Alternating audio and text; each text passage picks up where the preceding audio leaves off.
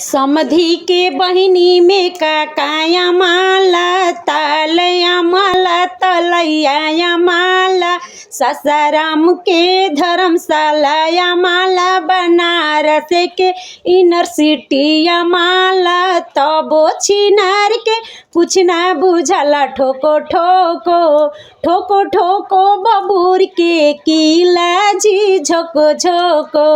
झोको झोको रवि के भूसा जी झोको झोको